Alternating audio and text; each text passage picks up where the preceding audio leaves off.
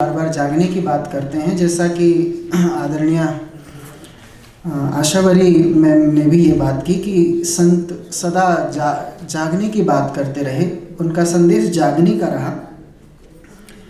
जैसे ये आपके सामने जो बैनर है उसमें भी प्राणनाथ जी का एक पद लिखा है, सूता होए सो जागियो, जागा बैठा होए, जागा ठाड़ा होइयो, ठाड़ा पाँव भरे आगे सोए। माने हम लोग किसी को जागा हुआ तब तक नहीं मानते हैं जब तक वो आगे चलने न लगे। आप उठ गए और बिस्तर पर बैठे हैं, वो भी, उससे भी हम लोग जागना नहीं कहते। तो प्राणनाथ जी कहते निरंतर अपने आप में गति करते रहिए। ऐसे ही उनकी एक और चौपाई है जिसको मैं मानता हूँ कि ये मार्गदर्शन के रूप में ली जानी चाहिए। जो किने गफलत करी, जागा नहीं दिल दे, सो इत लोक अलोक में कछु न लाहा ले। लाहा का मतलब होता है लाभ। जो गफलत करेंगे, जो दिल से अपने काम को नहीं करेंगे, 100% नहीं देंगे, उन्हें न तो संसार में कोई लाभ मिलेगा, न संसार के अतिरिक्त कोई लाभ मिलेगा। अब हमारे बीच में 3 शोध पत्र पढ़े जाने हैं। मैं उन शोध पत्र पढ़ने के लिए मैं सबसे पहले निवेदन करूंगा। हमारे बीच अभी व्याख्यान दे रहे थे आदरणीय विनीता कुमारी जी, उनकी शोध छात्रा हैं हिंदी विभाग दिल्ली विश्वविद्यालय से। सुश्री ज्योति पवार, आप बहुत ही मेधावी छात्रा हैं। आप प्राणनाथ जी के 14 ग्रंथों में से एक ग्रंथ है किरंतन। तो किरंतन ग्रंथ का साहित्यिक अनुशीलन, इस विषय पर आप अपना पेपर पढ़ेंगे। आदरणीय सुश्री ज्योति पवार जी। सभागार में उपस्थित सभी विद्वजन को मेरा प्रणाम। और ज़्यादा समय न लेते हुए मैं अपने शोध पत्र का वाचन करती हूँ। अगर कोई भूल चूक होती है तो पहले ही क्षमा प्रार्थी हूँ आपसे। तो हम पहले किरंतन का साहित्यिक अनुशीलन का संक्षिप्त परिचय मैं आपके सामने रखती हूँ कि महामती द्वारा उद्बोधित यह वाणी कुलजन स्वरूप की 8वीं और सर्वाधिक महत्वपूर्ण कृति है। यह ग्रंथ सफूट पदों का संग्रह है। इसमें पद एवं गैर प्रकरणों को रखा गया है। इस ग्रंथ का मुख्य आकर्षण यह है कि इसमें अधिकतर प्रकरण प्राय छोटे छोटे हैं और ये सुंदर भजनों की तरह गाए जाते हैं, तभी इसे किरंतन नाम दिया गया है। उस समय भी इसे वाद्य यंत्रों के द्वारा गाया जाता था, संभवतः इस कारण ही इसका नाम किरंतन रखा गया हो। इस ग्रंथ का मूल स्वर, उसका भी थोड़ा संक्षिप्त में ही रखा है।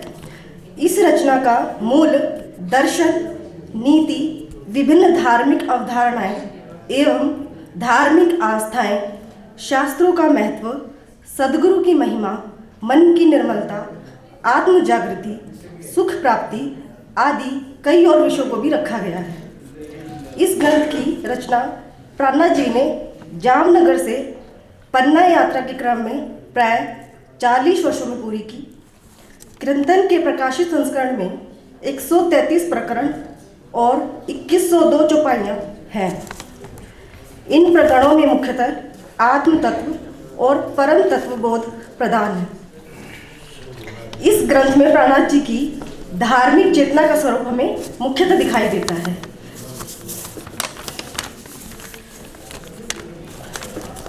किरंतन ग्रंथ में प्राणनाथ जी विभिन्न विषयों पर बात करते हैं, लेकिन मैंने कुछ विषय रख लिए हैं, बाकी तो बहुत ज़्यादा विषय हैं, इसलिए मैंने कुछ ही विषयों को रखा है। जैसे इस ग्रंथ में हमें मुख्यतः महामती प्राणनाथ जी की धार्मिक एवं सामाजिक प्रतिबद्धता दिखाई देती है। कैसे? किरंतन महामती की वह वाणी है जो एक उदात्त, सुव्यवस्थित, सुशिक्षित एवं समाज की रचना का संदेश देती है। कुलजन स्वरूप वाणी युगों युगों तक अनेक समस्याओं का समाधान हमारे सामने प्रस्तुत करती है। यह मानवीय मूल्यों को जीवित बनाए रखने की बात पर भी बल देती है। तत्कालीन समाज के प्रति प्राणनाथ जी की धार्मिक एवं सामाजिक प्रतिबद्धता यह रही कि उन्होंने समाज में प्रचलित जाति प्रथा, रूढ़ियाँ, अंधविश्वास, कुरीतियाँ, सामाजिक भेदभाव, कर्मकांड आदि को लेकर विरोध व्यक्त किया और सर्वधर्म समन्वय की बात पर भी जोर दिया।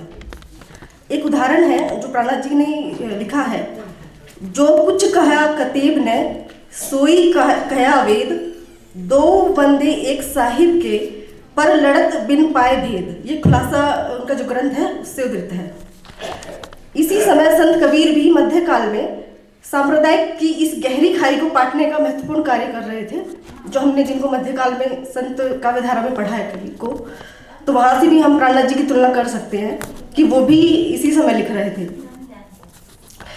प्राणनाथ जी ने इसके अलावा कीर्तन में सदगुरु की महिमा, शास्त्रों का महत्व भी पर बल दिया है। एक उक्ति और है, उनका उदाहरण यहाँ पर है कि जिन जानो शास्त्रों में नहीं है, शास्त्रों में सब कुछ, जीवन सृष्टि क्यों समझी, जिनकी अकल है तुझ। अर्थात आज भी व्यक्ति अपनी तीक्ष्ण बुद्धि, वाक चातुर्य तथा वाद विवाद में पढ़कर वेद, शास्त्रों और सच्चे गुरु के वास्तविक ज्ञान से अनभिज्ञ बने रहते हैं।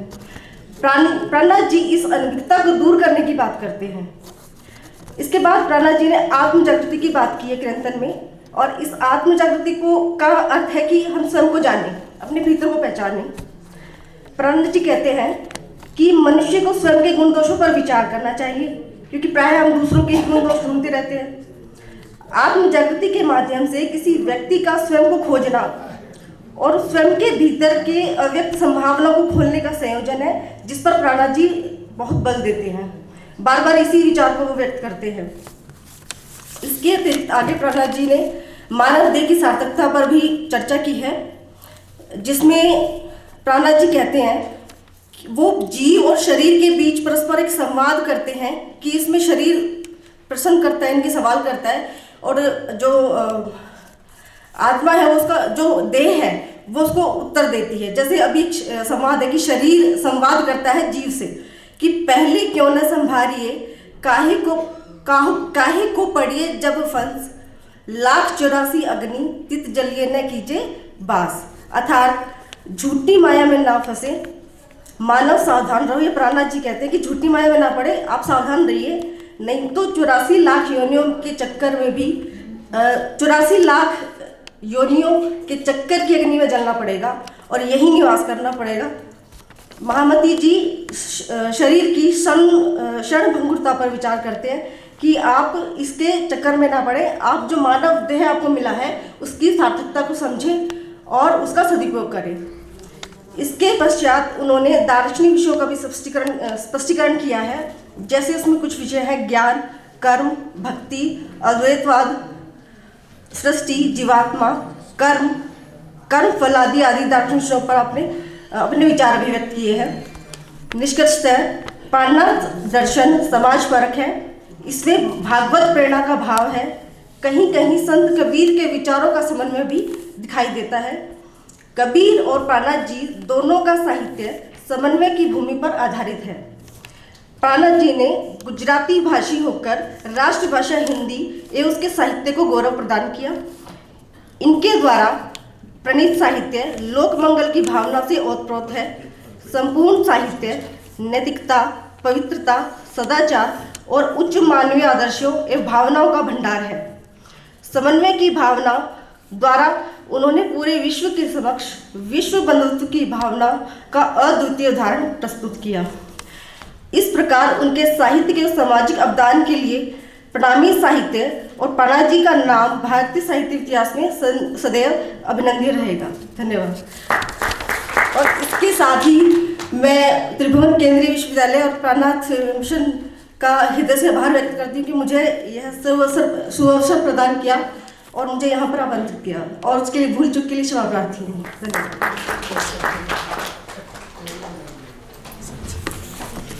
ताली बजाने में आप कमज़ोर पड़ गए। अभी हमारे आदरणीय बड़े भाई कह रहे थे कि हम पहाड़ी लोग बड़े मजबूत होते हैं और बोतल खोलने में और ताली बजाने में, तो कृपया जोरदार ताली बजा करके इस बच्चे का उत्साहवर्धन करिए। दिल्ली से आकर के उन्होंने यहाँ पर प्राणनाथ जी के प्रति अपने भाव, अपना शोध पत्र प्रस्तुत किया। मैं उनके प्रति बहुत बहुत आभार व्यक्त करता हूँ। इसके पश्चात एक और शोध पत्र का यहाँ पर वाचन होना है, क्योंकि अब हम जल्दी जल्दी इस कार्यक्रम को आगे बढ़ाएंगे। हमारे बीच अब जैसे काठमांडू शहर पशुपतिनाथ जी के नाम से प्रसिद्ध है, तो काशी विश्वनाथ से पशुपतिनाथ आई हैं जागृति उपाध्याय। वे आदरणीय प्रोफेसर विनीता कुमारी जी की शोध छात्रा हैं और प्राणनाथ जी के ऊपर, प्राणनाथ जी के ही साहित्य पर, उनके अवदान पर वो रिसर्च कर रही हैं। मैं उनसे निवेदन करूंगा वे कृपया आएँ और अपना शोध पत्र पढ़ें। आदरणीय कुमारी जागृति उपाध्याय।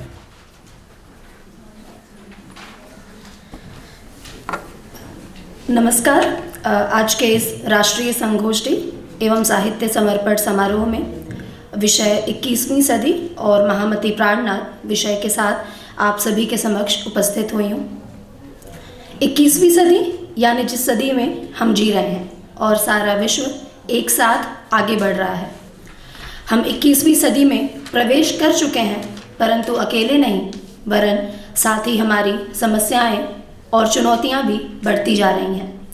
समय के बदलाव के साथ व्यक्ति की सोच, उसकी आवश्यकताएं, अपेक्षाएं, मान्यताएं तथा वर्जनाएं बदलती हैं और इसी बदलाव में सामाजिक, आर्थिक, राजनैतिक, सांस्कृतिक, धार्मिक तथा अन्य जीवन मूल्यों में परिवर्तन होता है।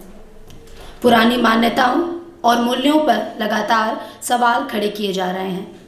आर्थिक विषमता के कारण अपराध और कई प्रकार की चुनौतियां बढ़ गई हैं। चुनौतियों की स्थिति में समाज या मनुष्य अध्यात्म, धर्म या उस समय की ओर बढ़ता है जिससे वह कुछ सीख सके। अतः इस सदी में हमें अपने संत कवियों के विचारों व रचनाओं का पुनरावलोकन करने तथा वर्तमान चुनौतियों के समाधान ढूंढने की आवश्यकता आ पड़ी है। संत कवियों के काव्य तथा उनके कार्यों का प्रभाव केवल उनके जीवन काल तक ही सीमित नहीं रहे, अपितु वे सार्वकालिक एवं सार्वभौमिक हैं। आज भी उतने ही समकालीन हैं जितने तब थे। इस संदर्भ में महामती प्राणनाथ जी का चिंतन और उनकी वाणी भी उतनी ही प्रासंगिक है। 21वीं सदी की इन सभी चुनौतियों को देखकर हैरानी होती है कि आज से 300-400 वर्ष पूर्व किसी ने अपनी बानियों में इन चुनौतियों से लड़ने या इनसे बाहर निकलने हेतु प्रेरित किया था।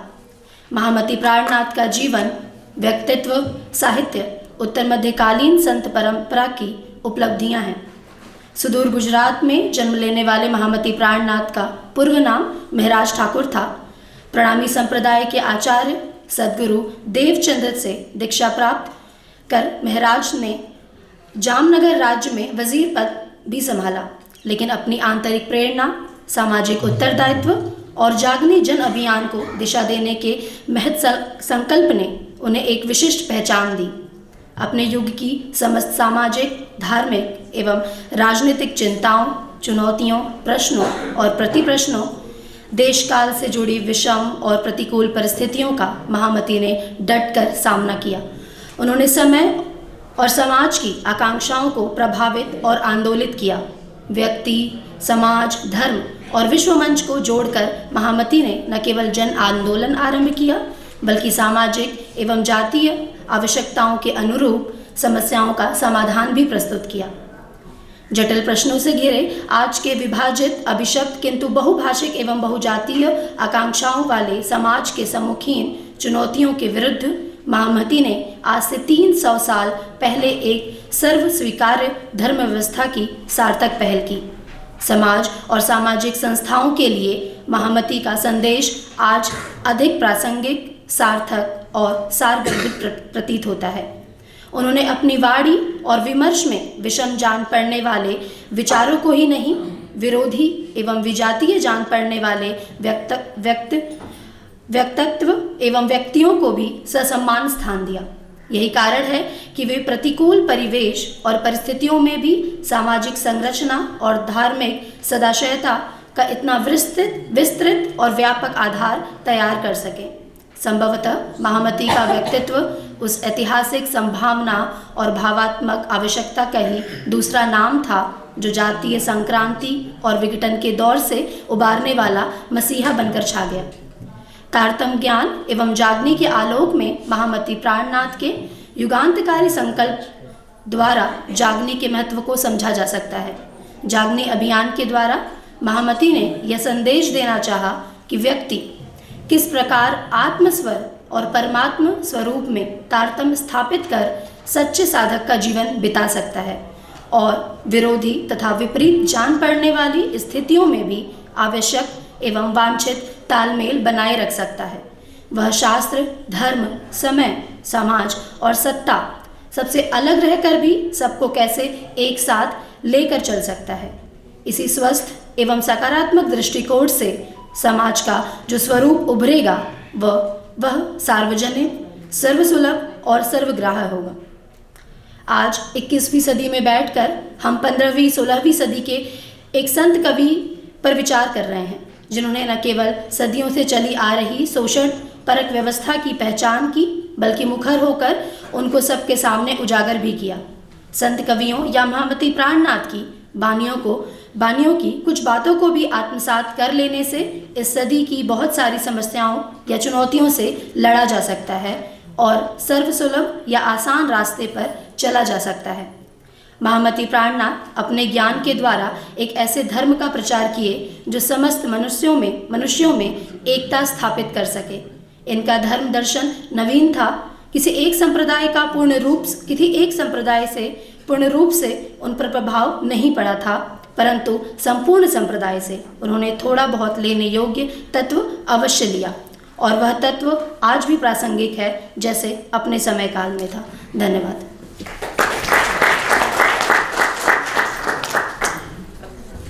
बहुत बहुत धन्यवाद कुमारी जागृति उपाध्याय।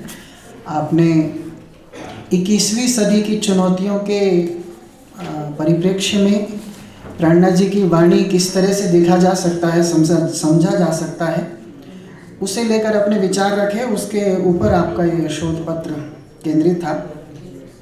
ये 21वीं सदी से मुझे एक बात याद आ रही है कि सुबह का वक्त था जब हम लोग नाश्ते पर थे, तो 21वीं सदी पर चर्चा हो रही थी, तो आदरणीय टंडन साहब कह रहे थे कि 21वीं से मुझे ख्याल आ रहा है कि आगामी 100 शताब्दियां और महामती प्राणनाथ कभी ऐसा विषय भी रखना चाहिए। आगामी 100 शताब्दियों के परिप्रेक्ष्य में भी प्राणनाथ जी की वाणी को देखना चाहिए। तो मैंने उनसे निवेदन किया अगली दफ़ा हम यही विषय संगोष्ठी के लिए मुकर्रर करेंगे। इसके अतिरिक्त एक जो चीज़ थी वो मुझे ये कहनी थी कि आदरणीय मोहन प्रियाचार्य गुरुजी ने जब उनका प्रस्तावना भाषण हो रहा था तो उन्होंने अनुवाद की बात की थी कि प्राणनाथ जी महाराज ने अपनी वाणियों का स्वयं अनुवाद किया, तो अनुवाद के परिप्रेक्ष्य में भी प्राणनाथ जी के अवदान को देखा जाना चाहिए। एक मेरे पास एक उदाहरण था, गीता का एक श्लोक है यानिशा सर्वभूतानि तस्याम जागर्ति संयमी। प्राणनाथ जी इसका अनुवाद करते हैं, जब थे सूरज देखिया लेत अंधेरी घेर, हूबहू अनुवाद है। ऐसा ही एक मुझे योग वशिष्ठ का एक सूत्र और शायद ब्रह्मसूत्र के एक सूत्र का भी हूबहू अनुवाद मिला था। तो मैं मानकर चल रहा हूँ कि आने वाले समय में जब इस पर रिसर्च वर्क होगा तो इस पर और विस्तार से सामग्री, नई सूचनाएं हमारे सामने आएंगी। इसके बाद मैं तीसरे पत्र की ओर बढ़ूंगा। शोध पत्र वाचन के लिए मैं निवेदन करूंगा श्री विक्रममणि त्रिपाठी जी से। उनका यह पेपर सिद्ध संत कुक्कुरिपा पर केंद्रित होगा। मैं उन्हें निवेदन करूंगा कृपया आएँ और संक्षिप्त समय में, संक्षिप्त रूप में अपना यह पत्र प्रस्तुत करें। आदरणीय श्री विक्रममणि त्रिपाठी जी।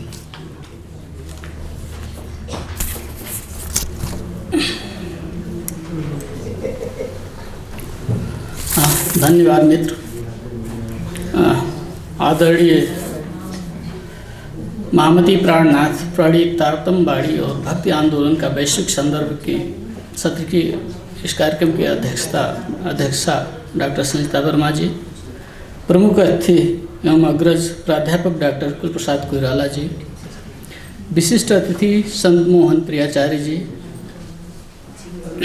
पीसी टंडन जी, प्रोफेसर बिंता कुमारी जी एवं प्राणनाथ मिशन दिल्ली हिंदी केंद्रीय विभाग त्रिभुवन विश्वविद्यालय एवं मंगल शैक्षिक विकास कमेटी काठमांडू से आए हुए समस्त अग्रजों एवं सहपाठियों को सादर अभिनंदन।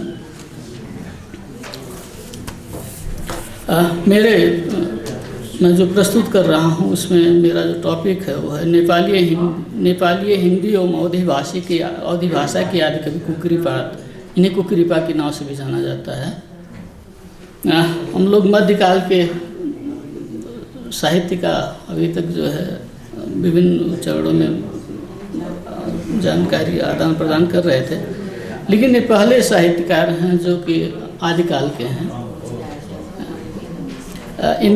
इनका जन्म जो है इसी नेपाल में ही कपिलवस्तु करके एक शाक्य राज्य था, गणराज्य, ये कोलीय गणराज्य के अंतर्गत का एक राज्य था, उसका जो है कपिलवस्तु नाम था। वहीं के इनका जन्म ब्राह्मण कुल में हुआ था। इन्हें चूँकि इनका जन्म तिथि निश्चित नहीं है, लेकिन ये मतलब जो भी सिद्ध संत थे वो पाल वंश के शासकों के द्वारा जो है अधिकांश को आश्रय प्राप्त था। और कुक्कुरीपाद जी जो है देवपाल जी के समकक्ष थे। देवपाल जी का जो है समय जो है 809 से 849 तक ईस्वी तक माना जाता है। तो इन्हें 840 के आसपास का जो है इनको जो है हम लोग जो है मानते हैं कि इनका साहित्य जो है 840 के आसपास का है। राहुल सांकृत्यायन जी ने भी अपने पुस्तक हिंदी काव्यधारा में 84 सिद्ध संतों का जहाँ वर्णन किया है उसमें कुक्कुरीपा का भी जो है वर्णन किया है, इनकी 2 पदों को दिया है जो है। इसी तरीके से जो है डॉक्टर रघुनाथ भारती ने भी अपने पुस्तक सिद्ध साहित्य में जो है राहुल सांकृत्यायन जी का समर्थन करते हुए इनका जन्म स्थान कपिलवस्तु एवं जाति ब्राह्मण माना है। इस तरीके से नेपाल के संत साहित्य विशेषज्ञ जनकलाल शर्मा जी ने भी कुक्कुरीपा को कपिलवस्तु का माना है एवं जाति का ब्राह्मण कहा है। इसी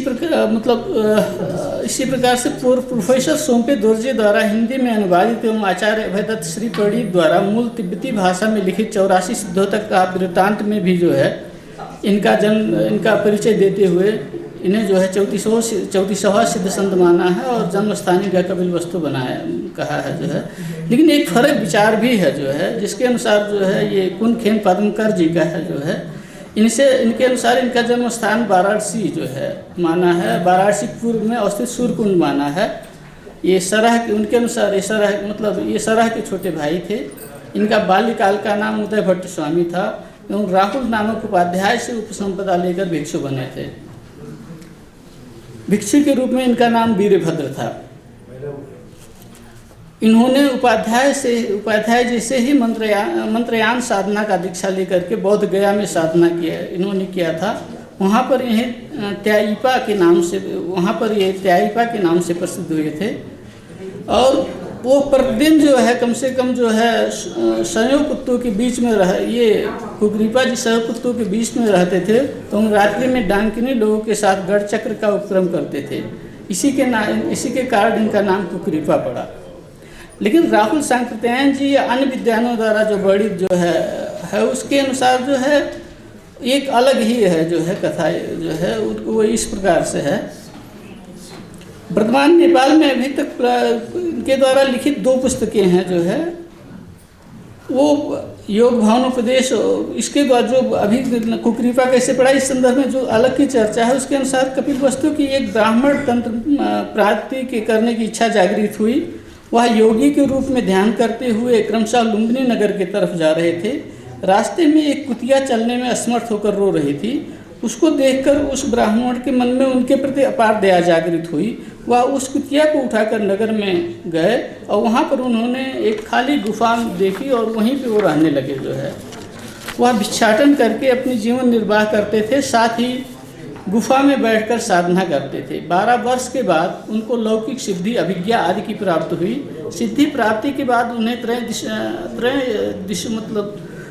त्रयोदिश देवताओं ने अपने यहाँ आने की निमंत्रणा दी। वहाँ गए, लेकिन कुतिया वहीं छूट गई। देवताओं ने भव्य रूप से इनका पूजन आराधना किया, लेकिन उन्हें जब कुतिया की याद आई तो लौटने की तैयारी करने लगे। देवताओं ने उन्हें रोकने की बहुतेरे प्रयास किए, लेकिन ब्राह्मण ने किसी की नहीं सुनी। वह गुफा में लौटने का निश्चय करके वहाँ से चल दिए। इधर भोजन के अभाव में कुदिया ने भूमि को खोदकर वहाँ से बची गंदगी पानी आदि को खाकर अपनी भूख शांत कर रही थी। ब्राह्मण देवता गुफा में पहुँचते ही उस कुतिया को देखकर हाथ से सहलाने लगे। उसी समय वह कुतिया डांकनी के रूप में प्रकट हुई और ब्राह्मण योगी को परम सिद्धि प्रदान किया। परम सिद्धि प्राप्ति के बाद यही ब्राह्मण लुम्बिनी एवं संपूर्ण क्षेत्र में कुकृपा के नाम से प्रसिद्ध हुए। तो यह इनके बारे में जो मिथक है उसके अनुसार जो चर्चा है वो है। इनकी 2 पुस्तकें हैं, योग भावन उपदेश और सर्वपरिच्छेदन।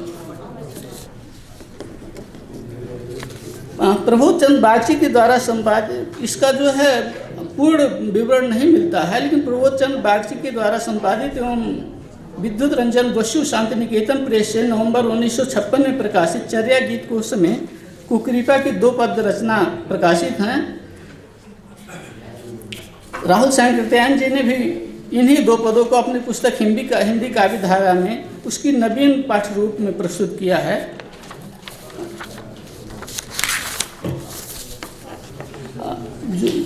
इन 2 पदों में से मैं पहली पद पर आधारित रहकर कुछ चर्चा करना चाहता हूँ। इस चर्या गीत में विशेष करके प्रतीकों का प्रयोग किया गया है, जिसको इस प्रकार से वर्णित किया जा सकता है। पहला वो है, दुल दुई पिटा भरण न जाए, रुखेर तिंतुल कुंभीर खाए। यह महासुख के प्रतीक के रूप में कछुए को कहा गया है। उसका दोहन करने का अर्थ उसे आनंदित बनाना है। यह कार्य नए साधक नहीं कर सकता है। वृक्ष पर इमली की शरीर रूपी वृक्ष का फल है, जिसे उन्होंने बोधिचित्र के रूप में वर्णित किया है। इसकी प्राप्ति अत्यंत कठिन है, जिसे कुंभक समाज के द्वारा अपने बस में करना होगा। कुंभीर का अर्थ ग्राह भी है, ग्राह ही इस फल को खा सकता है। दूसरी उनकी पंक्ति है, आंगन घर पर सुन भो बियाती, काने चोर नीली नील अधराती। मेरा कहना अर्थात विक्षिप्त विज्ञप्ति सुनकर घर के आंगन में आए चोर ने आधी रात की अंधियारी में कान की बाली चुरा कर जा चुका है। इन्होंने नए साधक की इस पंक्ति के द्वारा पुनः कहने का प्रयास किया है कि आपके घर के आंगन में अर्धरात्रि में घुसकर चोर अर्थात काम क्रोध लोभ मोह तुम्हारे कान के बाली को चोरी करके जा चुका है। तीसरी पंक्ति है, ससुरा नील गेल बहुड़ी जागे, कान चोर नील का गई भाग मागे। ससुरा अर्थात साधक परमात्म तत्व अर्थात आत्म तत्व की निद्रा अवस्था या कहा जाए सुसुप्त अवस्था में है, लेकिन साधक रूपी पतोहु तो जागृत अवस्था में ही है। उसके कान की बाली की चोरी हो गई है। यह बात उसको कैसे कहा जाए, कौन कहेगा। दिवसे बहुड़ी काउर डर भाई राति भैले कामरू जाए। दिवसे अर्थात समाज जागृत होते समय अर्थात काम क्रोध लोभ मोह का प्रभाव नए साधक के ऊपर पड़ते रहने तक नए साधक को कौवे से भी डर लगेगा, लेकिन वह अर्थात साधक परिपक्व हो जाने के बाद वह यात्रा करते हुए कामरूप अर्थात अपने इच्छा प्राप्ति के अंतिम स्थान तक पहुंच सकता है। इसका गीता में कृष्ण के द्वारा कही गई एक श्लोक से तुलना किया जा सकता है। यह निशा सर्वभूतानां तस्याम जागृति संयमी यश्याम जागृति भूतानि सा निशा पश्यतिर्मुने। जिस समय यह संसार जागृत अवस्था में रहता है उस समय तपस्वी लोग आंख बंद करके एकांत में बैठे रहते हैं, लेकिन जिस समय संसार सोता रहता है उस समय तपस्वी जागृत अवस्था में होते हैं। अर्थात साधक तपस्वी के लिए सांसारिक व्यवहार एवं बाह्य प्रकाश दोनों अंधकार जैसे हैं। भीतरी उजियारा अर्थात आध्यात्मिक प्रकाश ही उन लोगों के लिए वास्तविक प्रकाश है। ऐसन चर्या कुकुरीपा गायो कोट में आज एक ही समायो। कुकुरीपा ने इस प्रकार की चर्या गीत गाया है। करोड़ों में से केवल एक का हृदय ही इस गीत को समझ सकता है। इस 4 पंक्ति को देखा जाए तो हम लोग क्या पा रहे हैं कि अभी तक जो है आप लोगों ने जो भी चर्चा किया है लगभग वह हर एक चीज़ हर एक का एक किस्म से इसमें कहीं ना कहीं जुड़ा हुआ है। ये चारों पंक्ति जो है, चाहे वो आप जो है जीवन की सहजता और स्वाभाविकता में दृढ़ विश्वास की एक परिकल्पना करें जिसमें कृत्रिमता का विरोध है और सहज सुख से महासुख की प्राप्ति है। गुरु महिमा का प्रतिपादन भी जो उसी समय से जो है इसमें दिख रहा है। बाह्य आडंबर एवं पाखंडों की कटु आलोचना भी जो है स्पष्ट रूप से दिखाई पड़ती है। तत्कालीन जीवन में आशावादी का संचार, उस समय वास्तव में जो है क्या था कि जनता नरेशों की स्वेच्छाचारिता एवं पराजय एवं पतन से त्रस्त होकर निराशावाद की गर्त में जा चुकी थी और उनके लिए स्थिति के इन बाड़ियों ने संजीवनी का काम किया था। उसमें जो है इसी तरीके से रहस्यात्मक अनुभूति भी जो है इसमें जो है प्राप्ति स्पष्ट रूप से दिखाई पड़ रही है। श्रृंगार एवं शांत रस का विशेष रूप से इसमें जो है उपस्थिति पाई जाती है। और सबसे बड़ी विशेषता क्या है, इन लोगों पहली बार जो है जन भाषा का प्रयोग किया गया है जो है, जिसमें जो है इसके पहले को यदि देखा जाए तो हम क्या पाते थे, केवल राजनीतिक जीव मतलब चारणकालीन साहित्य था। इसके पहले सिद्ध साहित्य से पहले उसमें केवल राजनीतिक जीवन की छाया ही देखने को मिलती थी। लेकिन पहली बार जो है सिद्ध साहित्य में धार्मिक एवं सांस्कृतिक विचारधारा का जो है एक किस्म से जो है साहित्य में उपस्थिति दिखने लगी थी जो है। यह जो है साहित्य के आदि रूप का प्रामाणिक सामग्री के रूप की प्राप्ति भी हमको लगता है पहली इसी में जो है एक कड़ी के रूप में यहीं से शुरुआत होती है जो है। इस प्रकार से हम कह सकते हैं कि सिद्ध साहित्य का जो है एक चरण जो है मतलब भारत में ही नहीं नेपाल में भी जो है शुरू से ही जो है उसकी उपस्थिति देखती है। और कुकरीपा जी जो है उसके प्रमुख जो है एक किस्म से लीडर कहा जाए, जो भी नाम दिया जाए, जिन्होंने जो है पहला साहित्य यहाँ नेपाल में रह करके सिद्ध साहित्य के रूप में सिद्ध साहित्य लिखा।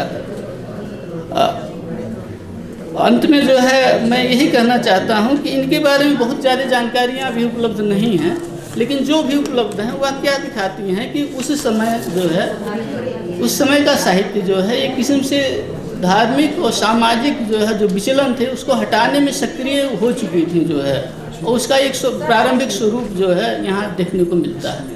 इसी के साथ मैं समग्र समाज से नमस्कार करता हूँ। कोई गलती होगी तो क्षमा कीजिएगा। नमस्कार।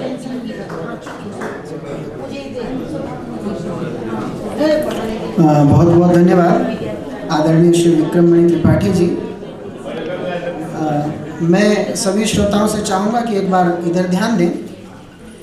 ये आदरणीय गुरुजी के मन का भाव रहता है कि हम जिस भी विश्वविद्यालय या जिस भी शैक्षणिक केंद्र में इस तरह का कार्यक्रम ऑर्गेनाइज करें तो उनका ये प्रयास, उनके मन का ये भाव रहता है कि हम प्राणनाथ जी का जो टेक्स्ट है, मूल साहित्य है और उससे जुड़ा हुआ जो संदर्भ साहित्य है जो प्राणनाथ मिशन से प्रकाशित है या अन्य प्रकाशनों से भी प्रकाशित है, उसकी एक खेप हम उस विश्वविद्यालय के या तो केंद्रीय पुस्तकालय में या विभागीय पुस्तकालय में उसे स्थापित किया जाए, जिससे कि आने वाले विद्यार्थियों को, शोधार्थियों को सामग्री की दिक्कत न हो। क्योंकि जब भी हम शोध करने जाते हैं तो पहला प्रश्न ये होता है कि भैया सामग्री कहाँ से लाएंगे। तो ये गुरुजी के मन का भाव रहता है कि, और लगभग पिछले 3-4 कार्यक्रमों से हमने ये एक विकल्प रखा है और ये एक तरह का अनिवार्य विकल्प हो गया है हमारे कार्यक्रमों का कि जहाँ भी हम जाएं वहाँ पर प्राणनाथ जी का पूरा साहित्य और संदर्भ साहित्य वहाँ पर दिया जाए। तो इस कार्यक्रम में भी हमने, जैसा कि आदरणीय प्रोफेसर संजीता वर्मा मैम से जब बात की थी तो उन्होंने बहुत ही प्रसन्नतापूर्वक इस योजना को अपनी अनुमति और सहमति प्रदान की थी। मैं निवेदन करूंगा कि वह साहित्य, पूज्य गुरुजी से निवेदन करूंगा कि वह साहित्य आदरणीय विभागाध्यक्ष महोदया के सन्निधि में विश्वविद्यालय को सौंपें और उसकी प्रस्तावना, उन पुस्तकों का नाम पढ़ने के लिए मैं श्री प्राणनाथ मिशन दिल्ली के सह सचिव और हमारे बड़े भाई आदरणीय श्री प्रकाश शर्मा जी को आमंत्रित करूंगा। आदरणीय प्रकाश शर्मा जी।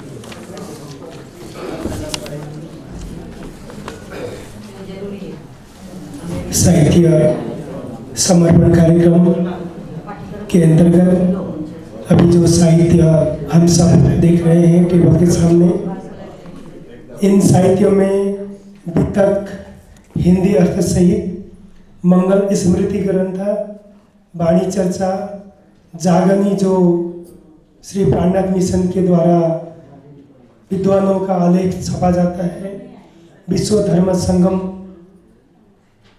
विश्व धर्म सद्भाव को समर्पित शोध पत्रिका मंगल सूक्ति, जागनी का शंखनाद, जागनी बोध, महामती प्राणनाथ प्रबोध, महामती प्राणनाथ साहित्य अकादमी द्वारा जो प्रकाशित है, महामती प्राणनाथ, नौरंग स्वामी धर्म साधना, महामती प्राणनाथ और सर्वधर्म समन्वय, धर्म समन्वय उद्गाता महामती प्राणनाथ और किरंतन जो महामती प्राणनाथ जी के 14 ग्रंथों में से एक किरंतन ग्रंथ जो अंग्रेजी अर्थ के साथ में है, ये 13 ग्रंथ अभी यहाँ पर समर्पण किया जा रहा है। पूज्य गुरु जी से आग्रह है हिंदी विभाग त्रिभुवन विश्वविद्यालय को यह संपूर्ण साहित्य समर्पण करेंगे।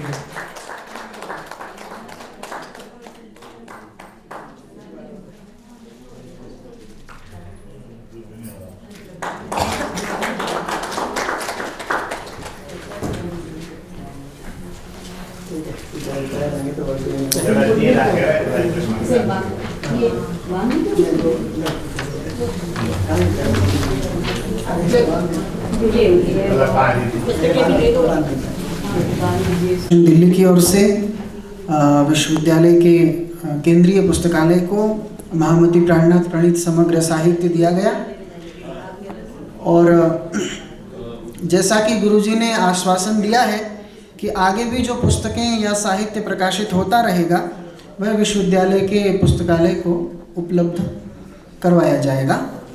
बहुत बहुत धन्यवाद। इसके बाद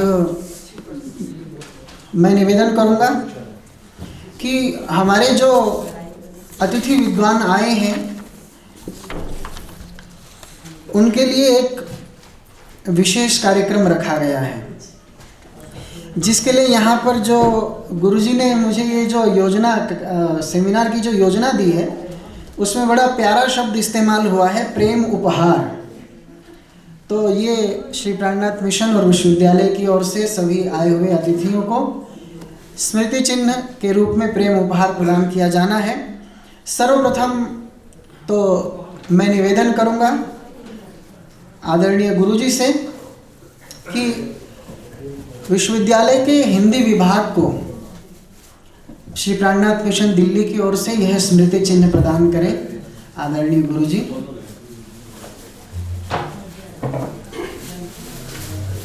सभी से निवेदन कृपया ताली बजाएं।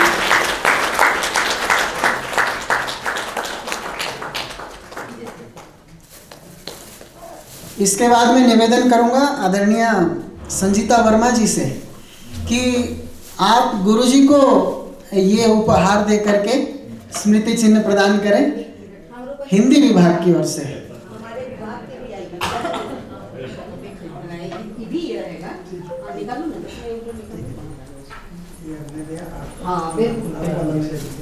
आदान प्रदान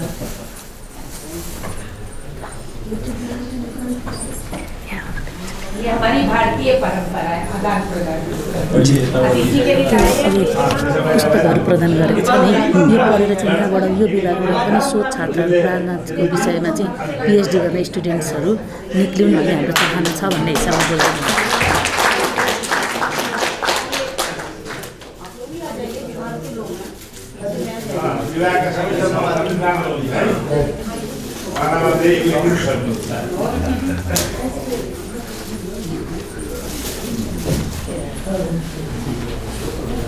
विभागका प्राध्यापकहरू कर्मचारीहरू भए पनि आएको हुन्छ। तपाईँहरू सबै आउनुहुन्छ।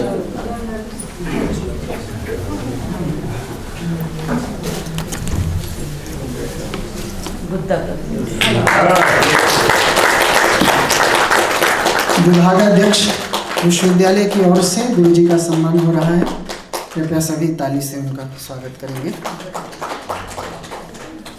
अब मैं निवेदन करूंगा आदरणीय गुरुजी से कि सभी विद्वानों को स्मृति चिन्ह अच्छा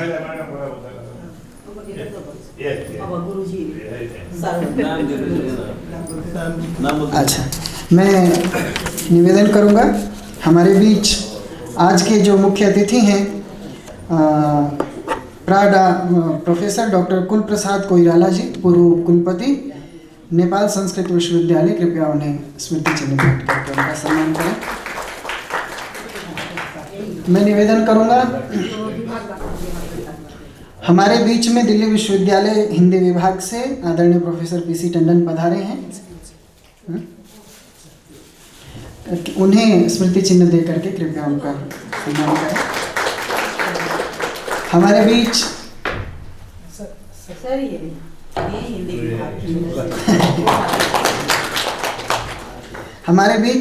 स्वामी विवेकानंद सांस्कृतिक केंद्र से डॉक्टर आशावरी उदय जी पधारी हैं, चलिए। हमारे बीच स्वामी श्रद्धानंद कॉलेज हिंदी विभाग दिल्ली विश्वविद्यालय से प्रोफेसर विनीता कुमारी जी पधारी हैं, कृपया उन्हें स्मृति चिन्ह प्रदान करके उनका सम्मान करें।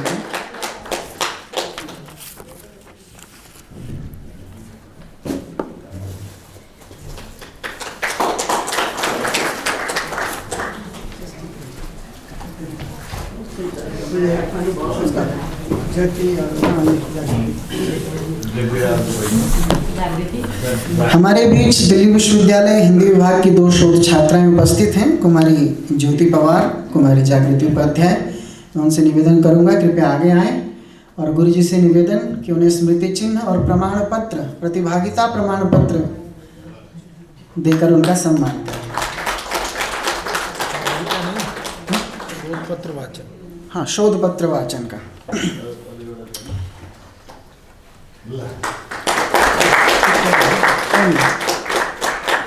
मैं निवेदन करूंगा कि हमारे बीच विक्रम मणि त्रिपाठी जी हैं,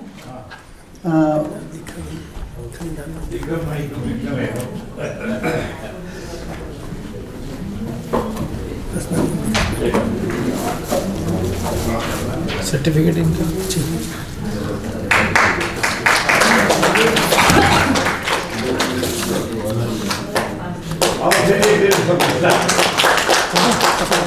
कौन है?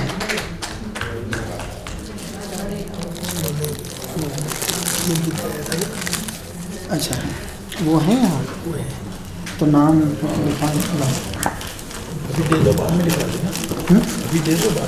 लिख देते, नाम बता दो जल्दी।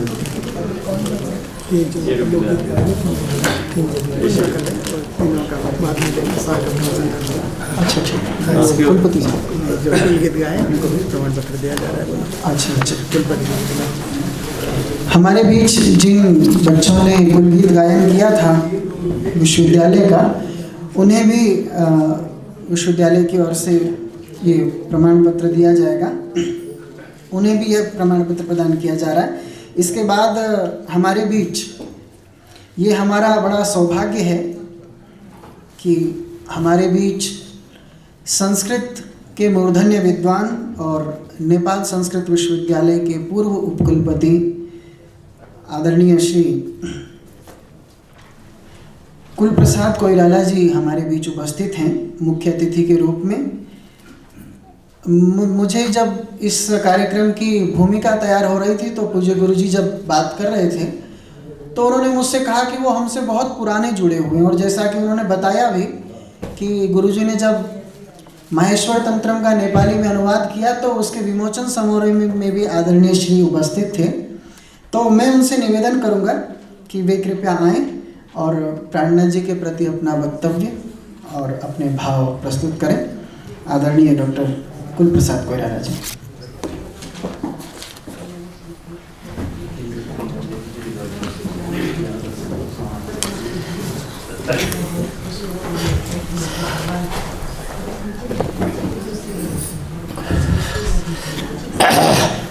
यो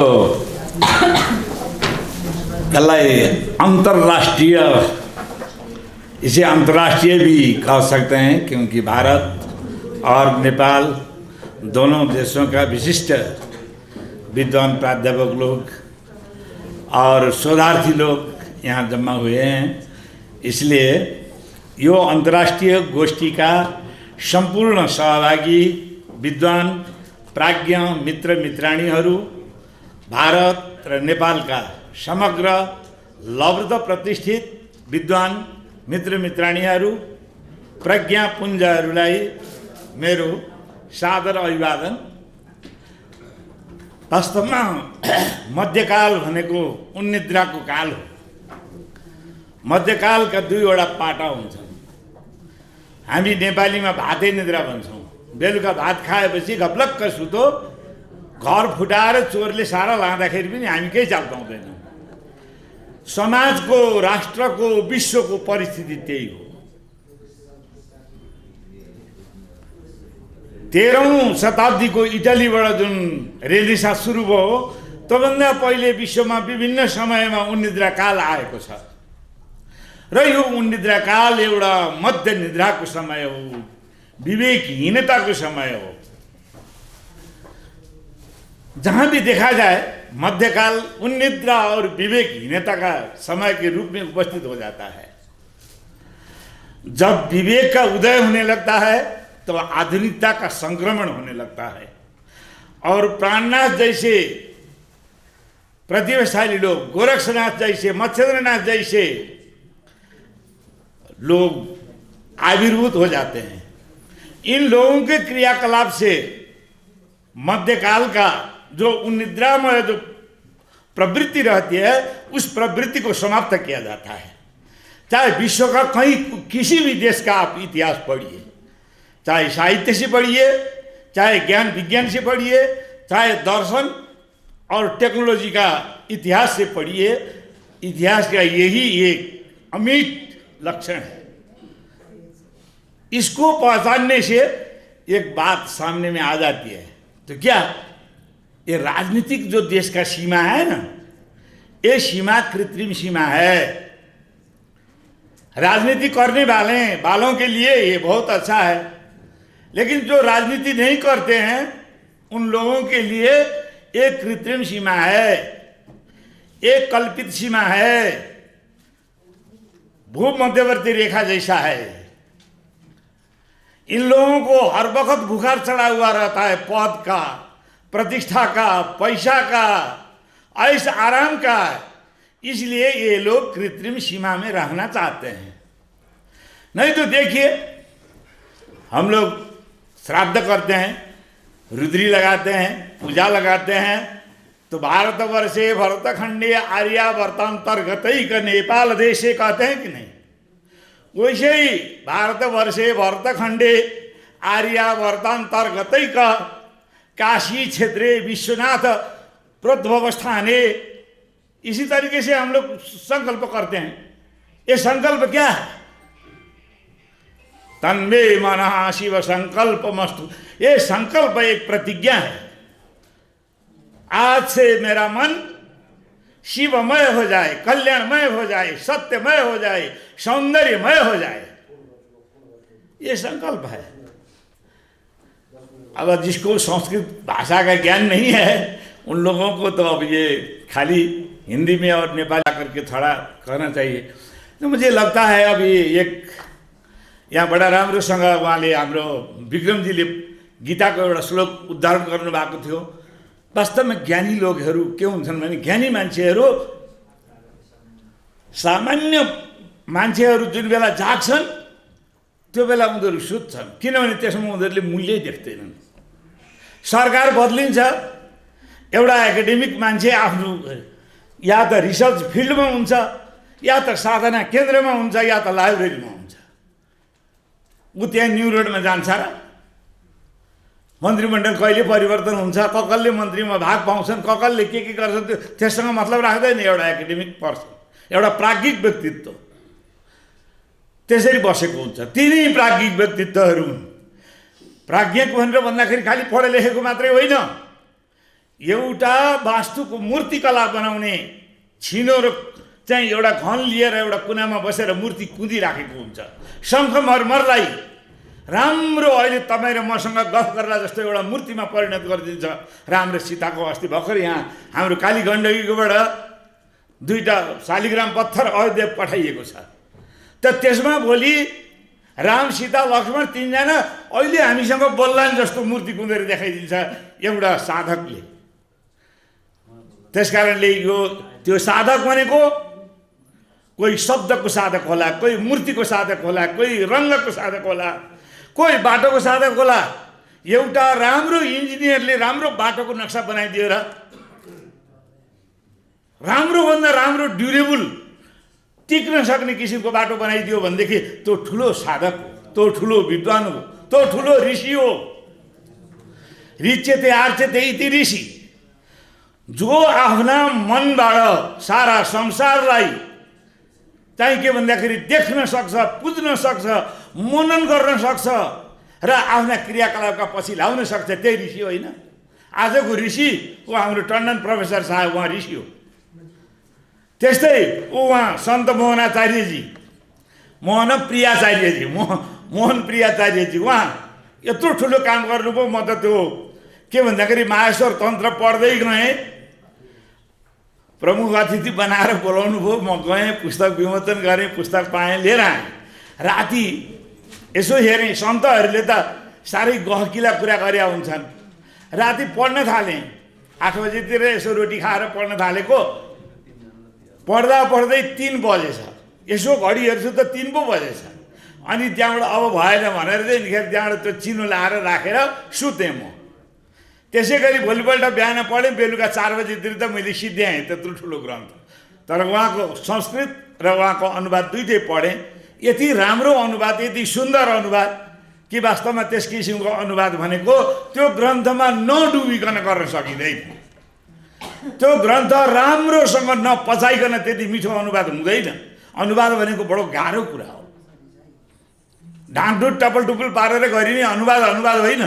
मैले यहाँ हाम्रो हिन्दी विभागबाट हिन्दीमा गरेका, बाहिरतिर हिन्दी पढाउने मेरा विद्यार्थीहरू थिए, केही प्राध्यापकहरू, उनीहरूले एकाडेमीबाट केही नेपाली साहित्यको अनुवाद गरेको मैले पढेँ, मलाई ल्याएर उपहार दिएका छन्। मलाई चित्त बुझेन। अनि 1-2 जनालाई त मैले बोलाएर भने पनि तिमीहरूले गल्ती गर्यो, आउँदैन थियो भनेदेखि म भाषामा आएको भए पनि उपयुक्त शब्द दिन्थेँ होला भनेर भने। त्यस कारणले अनुवाद गर्दा अनुवादकले त्यो मूल कुन भाषाबाट गर्ने हो त्यो भाषामा चुर्लुम्म डुबेर लथक्क नभिजिकन अर्को भाषामा ल्याउँछु भनेर सोच्नु हुँदैन, त्यो दुराग्रह हुन्छ। त हाम्रो मोहन प्रियाचार्यजीको अनुवाद संस्कृतबाट नेपालीमा जुन अनुवाद मैले पढेँ, त्यो साँच्चीकै राम्रो अनुवाद छ। तपाईँहरूले ब्रह्मसूत्र पढ्नु भएको होला, अथवा त्यो धर्म जिज्ञासाबाट जब धर्मको व्याख्या गरेर थाल्छन् शङ्कराचार्य, उहाँको त्यो व्याख्यामा म त्यस्तै अभिभूत भएँ। अब भागवतमा व्यासले अथवा त्यो धर्म जिज्ञासा गरे, त्यही ब्रह्मसूत्रका जतिवटा सूत्र छन् हरेक सूत्रहरूको व्याख्या गरेका छन् श्रीमद् भागवतमा वेदव्यासले। त्यहाँ अथवा त्यो धर्म जिज्ञासा छ। उता ब्रह्मसूत्रमा गएर के छ त भन्दाखेरि अथवा त्यो ब्रह्म जिज्ञासा, क्या हो ब्रह्म? तपाईँले वेद पढ्नुभयो भने तपाईँ भ्रान्त बन्नुहुन्छ। एउटा वेदले के भन्छ? शब्द ब्रह्म, शब्द ब्रह्मै बना पर, शब्द नै ब्रह्म हो, अरू दुनियाँमा कुनै ब्रह्म छैन। ऋग्वेद आउनुहोस्, यजुर्वेद खम ब्रह्म, यो ब्रह्म हो नेति न इति, यो होइन, यो ब्रह्म हो नेति न ब्रह्म, त्यो ब्रह्म होइन। किदृक् ब्रह्म, कुत्र वर्तते ब्रह्म भन्दाखेरि खम ब्रह्म लुजाब, यो समग्र शून्य जस्तो गोलाकार शून्य, रिक्त रिक्त रिक्त महारिक्तको जुन एउटा सामग्रीभूत स्थिति छ त्यो नै ब्रह्म हो। ल जानुहोस् यजुर्वेद। अब त्यस पछाडि यजुर्वेद पछि आयो सामवेद, गायन, आनन्द ब्रह्म, आनन्द एव ब्रह्म नान्यत। सङ्गीतमा जानुस्, महफिलमा जानुस्, कस्तो आनन्द हुन्छ, त्यो आनन्द साँच्चीकै हो। कहिलेकाहीँ त हुँदो होला, मलाई लाग्छ तेरो बाउ मरो भनेर खबर ल्याइदिँदाखेरि पनि एकछिन त झुम्न पाए हुन्थ्यो जस्तो हुन्छ होला। कति सत्य कुरा बोलेको छ सामवेदले। आनन्द ब्रह्म। अथर्ववेदमा आउनुहोस् त, कस्तो राम्रोसँग भन्छ अन्न ब्रह्म। ल वेदका 4वटा महावाक्य छन्। अब कसलाई ब्रह्म मान्नुहुन्छ ल भन्नुहोस्, कुन हो ब्रह्म? अन्न ब्रह्म, कला वर्णगता प्राणा जीवस्था सुरताङ्गता। कलियुगमा प्राण अन्नमा अडिएको छ, त्यस कारणले अन्न ब्रह्म हो। अन्न सृजनाको प्रतीक हो, अन्न ज्ञान र विज्ञानको प्रतीक हो, अन्न प्रविधि र टेक्नोलोजीको प्रतीक हो। त्यो नभइकन बाँच्दैन मान्छे, बाँच्दैन प्राणी। त्यसकारणले अब अथर्ववेदले भनेको अन्न पनि ब्रह्म हो, सामवेदले भनेको आनन्द पनि ब्रह्म हो। आनन्द ब्रह्म नभएको भएदेखि यहाँ तपाईँहरू के हेरेर बस्नुहुन्थ्यो यत्रो बेरसम्म? तपाईँहरूले सरस्वती श्रुति महति महीयता, सरस्वतीको यो वन्दना सुनिरहनु भएको छ, अझ सुन्न पाए हुन्थ्यो भएर मक्ख परेर बस्नुभयो। कोही कोही त निदाउन लाग्नु भएको थियो, म हेरिरहेको थिएँ। कसैलाई चाहिँ निद्रा पनि लाग्न लागेको थियो। त्यसकारणले त्यो आनन्द ब्रह्म। अब अर्कातिर अझ तपाईँ जानुहोस्, वायु पुराण पढ्नुहोस् त, श्वास ब्रह्म वायु पुराण हेर्नु होला। 54वटा पुराण छन् वेदव्यासले लेखेका, 18 महापुराण छन्, 18 पुराण छन् अनि 18 उपपुराण छन्। यसरी 18 त्यहाँ 54वटा पुराणहरू छन्, ऋषिहरूले लेखेका पुराणहरू पनि छन्। त्यसै गरी स्मृतिहरू छन्, सारा चिज छ, अथाह छ यो जन्जाल। त्यसमा जब डुब्न थाल्नुहुन्छ तपाईँ भ्रमित हुनुहुन्छ। फनन्न 4 पल्ट आफ्नै आँगनमा घुम्नुहोस् र फेरि यसरी उभिनुहोस् त आफ्नै घर घुमेको देख्नुहुन्छ। त्यो उद्भ्रान्त हुन्छ दिमाग। त्यस कारणले मैले भन्न खोजेको शास्त्रहरू अथाह छन्। एउटाको साधना गर्नुहोस्। कुनै पनि ऋषिहरूले, कुनै पनि चाहिँ के भन्दाखेरि प्रज्ञामान मान्छेहरूले के गरेका छन्? एउटाको साधना गरेका छन्। शङ्कराचार्यसित सोध्नुभयो भने यस दुनियाँमा शिव बाहेक दुनियाँमा अर्को केही छँदै छैन। तर शक्तिहीनो शिव सब एव, शक्ति बिनाको शिव के हो? मुर्दा हो। शक्त्या तिष्ठति सुन्दरमपि सत्यमपि, शक्तौ तिष्ठति। शक्तिमा नै रहेको हुन्छ सौन्दर्य पनि, सत्य पनि, शिवत्व पनि। शक्ति बिनाको शिव त सब हो। ल हेर्नुहोस्, अब अर्कातिर गएर हेर्नुहोस्, विष्णु हृदयम शिव, शिवस्य हृदयम विष्णु। ल हेर्नुहोस्, अब विष्णुका आराधकहरू शिवको निन्दा गर्छन्, शिवका आराधकहरू विष्णुको निन्दा गर्छन्, शक्तिका आराधकहरू बुद्धको निन्दा गर्छन्, बुद्धका आराधकहरू शक्तिलाई पनि मान्छन्, शिवलाई पनि मान्छन्। हो, सबैलाई मान्नुपर्छ। विक्रममणि त्रिपाठी अहिले यहाँ एउटा विद्वान, एउटा अनुसन्धाताको रूपमा हुनुहुन्छ। ऊ त्यहाँ बाहिर पुगेपछि म विक्रममणि त्रिपाठीलाई बाबु यता आऊ भन्छु, मेरो भाइ हो, हामी दाजुभाइको नाता पनि छ। अब त्यसै गरी घरमा पुगेपछि पत्नीले विक्रममणि त्रिपाठीलाई पति ठान्छन्। त्यस कारणले अब यो त के भन्दाखेरि प्रकार्यात्मक विभेद त हुन्छ नि त दुनियाँमा। शास्त्र पढ्दाखेरि प्रकार्यात्मक विभेदलाई दिमागमा राखेर हामी पढ्यौँ भनेदेखि कहीँ पनि भ्रम हुँदैन। चाहे नेपालको मध्यकाल भन्नुहोस्, चाहे भारतको मध्यकाल भन्नुहोस्, चाहे इटलीको मध्यकाल भन्नुहोस्, चाहे युरोपको मध्यकाल भन्नुहोस्, मध्यकालको साझा प्रवृत्ति भनेको उन्निद्रा र उज्जागरणको प्रयत्न। बस पहिला उन्निद्रा सुरु हुन्छ अनि उज्जागरणको जब प्रयत्न सुरु हुन्छ, यी यस्तै प्राणनाथ, महामती प्राणनाथ जस्ता मान्छेहरू निक्लिन्छन्, गोरक्षनाथ जस्ता निस्किन्छन्, अनि त्यहाँबाट मसेन्द्रनाथ जस्ता निस्किन्छन्। कसैले तन्त्रको माध्यमबाट, कसैले चाहिँ के भन्दाखेरि वैदिक पद्धतिका माध्यमबाट, कसैले लौकिक पद्धतिका माध्यमबाट।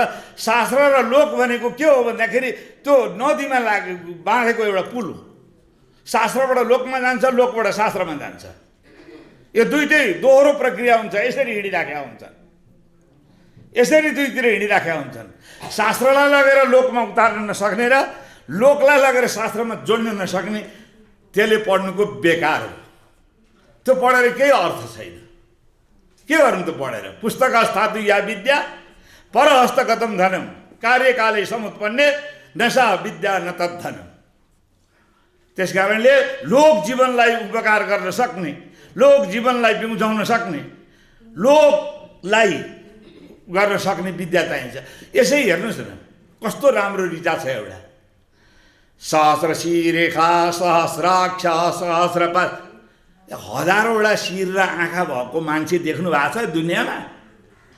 त्यो मान्छे भनेको यही लोक सामान्य हो, यही विश्वमा बसेको। कुनै हामी भारतीय भन्लान्, कसैले हामी नेपाली भन्लान्, तर हो के भन्दाखेरि संसारको गोरो होस्, कालो होस्, चेप्टो होस्, नेप्टो होस्, चुच्चो होस्, जस्तो सुकै होस्, मान्छे हो त्यही जीवन हो। सहस्र शीर्ष सहस्राक्ष सहस्रपाद स भूमि गु, यो त्यही नै, अरू केही पनि होइन।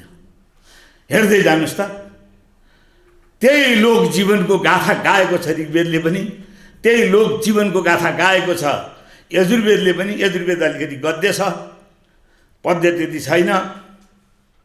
ऋग्वेद पुरै पद्य छ, कविता छ। अग्नि मिले पुरोहितम वाह, अर्थ सामान्य अर्थ गरौँ, कति रमाइलो छ। आगो जस्तो तेजस्वी बनेर हामी अघि बढौँ। आगो जस्तो तेजस्वी हुने के चाहिन्छ भन्नुहोस् त? आगो जस्तो तेजस्वी हुन ज्ञान चाहिन्छ, आगो जस्तो तेजस्वी हुन धन चाहिन्छ, आगो जस्तो तेजस्वी हुन प्रविधि चाहिन्छ, आगो जस्तो तेजस्वी हुन शक्ति चाहिन्छ, अनि आगो जस्तो तेजस्वी हुन यी सबै कुराको सन्तुलनमा आफूलाई हिँडाउन सक्ने क्षमता चाहिन्छ। त्यति नभइकन आगो जस्तो तेजस्वी हुन्छ? यजुर्वेदलाई हेर्नुहोस्, अग्निर्मूर्धा दिवः, आगो शिरमा छ, कुत्र नवर्तते अग्नि। जहाँ तपाईँ बस्नु भएको छ त्यहाँ पनि आगो छ, प्रसुप्त अवस्थामा छ, त्यो बिउ जस्तो तपाईँलाई डढाइदिन्छ। यी यहाँ आगो छ, मेरो यो छालामा पनि आगो छ, यसलाई घोटिदिउँ, यहीँबाट निक्लिन्छ आगो। अग्नि सर्वत्र वर्तते, यता वायु वर्तते, यथा वरुण वर्तते। पानी कहाँ छैन? पानी बिना यो बिल्डिङ ठडिएको छ? सर्वत्र पानी छ। एउटा ढुङ्गामा आगो बालिदिनुहोस्, त्यहाँ पनि रस आउन थाल्छ, पसिना आउँछ। त्यहाँ पानीको अस्तित्व नभए किन आउँछ? त्यसै कारणले भनिन्छ वेद विज्ञान हो। विज्ञान मलाई थाहा छैन। डाक्टर हरिबहादुर कार्की यहाँ कतिपय साथीहरू हुनुहुन्छ, क्वान्टम फिजिक्सका प्रोफेसर थिए, उनलाई मैले ऋग्वेद पढाएँ। ऋग्वेदको पनि नासदीय सुक्त, यो विश्व ब्रह्माण्डको रचना कसरी भयो, त्यो मैले पढाउनु बित्तिकै तँलाई म क्वान्टम फिजिक्स पढाउँछु भन्नुभयो। मैले केही दिन उहाँसँग क्वान्टम फिजिक्स पढेँ। त्यो क्वान्टम फिजिक्स पढ्दाखेरि त साँच्चीकै मलाई के लाग्यो भने, यसपल्ट अहिले चाहिँ मैले एउटा वेदमा जीवन जगत भनेर भन्ने एउटा पुस्तक मेरो प्रेसमा गएको छ, अब आउँदैछ। चारै वेद र मैले भेटेसम्मका चाहिँ 24-25वटा उपनिषदहरू, ब्राह्मण र आरण्यकहरू पनि पढेर 150 पुस्तक पढेर वेदमा जीवन जगतको खोजी गरेर एउटा 150-200 पृष्ठको एउटा पुस्तक लेखेको छु नेपालीमा, संस्कृतका उयोहरू राखेर वेदको अलिकति नयाँ किसिमले व्याख्या गरेर। त त्यसकारणले यहाँ वास्तवमा विज्ञान रहेछ, पढ्नुपर्ने रहेछ। तर पढ्ने कतिखेर? पहिला जागिर खोज्दै हैरान, जागिर भएपछि प्रमोसन र के चाहियो, अनि त्यस पछाडि फेरि छोराछोरीहरूको यताउता व्यवस्था गर्नु पर्दो रहेछ। पढ्ने त समय पाइँदो रहेछ, यो त बुझ्नु हो। त्यस कारणले भर्तिहरी बडा ठिक छन्। भर्तिहरी के भन्छन् भनेर भन्दाखेरि, त्यो हाँसले जसरी, राजहाँसले पानी र दुध मिसाइदियो भने दुध स्वाट्ट खाइदिएर पानी चाहिँ फालिदिन्छ अरे राजहाँसले। हंसैरी यथा क्षीरमिवाम्ब मध्या। त्यसै गरेर पढ्न सके कुनै मेधावीहरूले भने अलिअलि पढ्दा रहेछन्। नत्र पढ्ने भनेको त के रहेछ भनेदेखि भरिया भन्ने, डोकाभरि पुस्तक बोको उकालो लाग्यो, कहाँनिर पुगेपछि थाकिन्छ, बिसायो, त्यो पनि कसले लगिदिन्छ, जय सियाराम। त्यस कारणले यहाँ महामती किन भन्यो? महान मति, मति भनेको बुद्धि, बुद्धिर्मनिषा धीषणादि प्रज्ञासे मुसीमती, यत्र धेरै पर्यायवाची शब्दहरू छन् बुद्धिका अमरकोश, हाम्रो संस्कृत कोशहरूमा ठुल्ठुला कोशहरू छन्।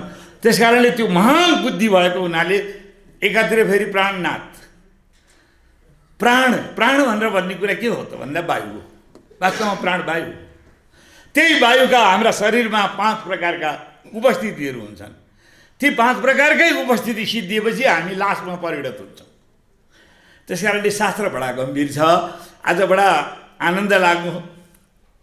अब उहाँ गुरुजी, सन्त गुरुजी, साधक गुरुजीले गर्नुभयो। यहाँ अर्को चाहिँ के भन्दाखेरि, मेरै सहधर्मी विश्वविद्यालयमा मैले 37 वर्ष पढाएँ। अब उहाँ पनि पढाइरहनु भएको रहेछ। त्यस कारणले म नेपाली साहित्य पढाएँ मैले, उहाँले हिन्दी साहित्य पढाइरहनु भएको छ। मैले पनि हिन्दी साहित्य समग्र त नभनौँ, अलिअलि पढेको छु। किनभने संस्कृत पढ्नु पर्यो। संस्कृत पढेपछि साहित्य भनेको साहित्यका मूलभूत अभिलक्षणहरू सबै संसारका एउटै हुन्। चाहे अङ्ग्रेजी पढौँ, चाहे नेपाली पढौँ, चाहे हिन्दी पढौँ, चाहे नेपाली पढौँ, चाहे मैथिली पढौँ, जुनसुकै पढे पनि साहित्यका मूलभूत कुराहरू एउटै हुन्। भाषा मात्रै फरक हो। भाषा जानेपछि पु हो। भाषा व्यक्त गर्नका लागि, अभिव्यक्ति दिनका लागि भाषा चाहिँ धेरैवटा सकेसम्म राम्रा राम्रा भाषाहरू 2-4वटा सिकिराख्नुपर्छ। अनिखेर एउटा साहित्यमा राम्रोसँग तपाईँ डुब्नुभयो र त्यसलाई बुझेर त्यसलाई पचाएर त्यसलाई राख्नुभयो भनेदेखि दुनियाँका सारा साहित्य फाड्न सकिन्छ। त्यस कारणले देवकोटाले भनिरहेछन् नि, भाषा भाषिन जान्छ भाषाहरूमा दौडेर चाँडो अलि। र कतिपय तपाईँहरू हिन्दीका साथीहरूलाई रमाइलो लाग्ला, म आइएमा पढ्दाखेरि मैले जयशङ्कर प्रसादको कुरुक्षेत्रका सवेरा पढेँ। कुरुक्षेत्रका सवेरा पढेपछि मलाई त विचित्र लाग्यो भोलिपल्टदेखि। अनि त्यहाँबाट चाहिँ मैले यसो चर्चा गरेँ। त्यसो भए अब त लहरों के राजहंस पढ भन्नु मलाई कसैले, मोहन राकेशको होइन हो, मोहन राकेशको लहरों के राजहंस पढेँ। लहरों के राजहंस पढेपछि अनिखेर फेरि अब म तपाईँको के भन्दाखेरि त्यो बिम्बवादतिर गएँ। अब बिम्बवाद, अभिव्यक्तिवाद, यी आदि दुनियाँ त्यही बेलामा मैले हिन्दी साहित्य थुप्रै पढेँ र त्यहाँ सुयोग पनि भयो। साथीहरू थिए हिन्दीका, उनीहरूले पुस्तकहरू नयाँ नयाँ ल्याइदिए। त्यस कारणले गर्दाखेरि मैथिली शरण गुप्त र हाम्रा लेखनाथ पौडेलले एकदम तुलनीय छन्। ल, मैथिली शरण गुप्तका महाकाव्य के प्रिय प्रवास यति राम्रो छ के साकेत। साकेत र अनिखेर त्यहाँबाट चाहिँ तपाईँको हाम्रा लेखनाथको पद लालित्य त ट्याक्कै जस्ताको तस्तो छन्द योजना पद त्यो चाहिँ के भने अलिक अलङ्कारप्रतिको त्यो विभावना उद्भावना आहा। त्यस कारणले संसारका कुनै पनि साहित्य पढ्नुहोस्, भाषा जान्नुहुन्छ भनेदेखि सहधर्मिता आउँछ, सम्पूर्ण कुराहरू बुझिन्छन्। एउटा साहित्य जानिसकेपछि सारा संसारका जान्न सकिन्छ। तर काम केले गर्दैन भने भाषाले। अब भाषा नजानेपछि त केही लागेन।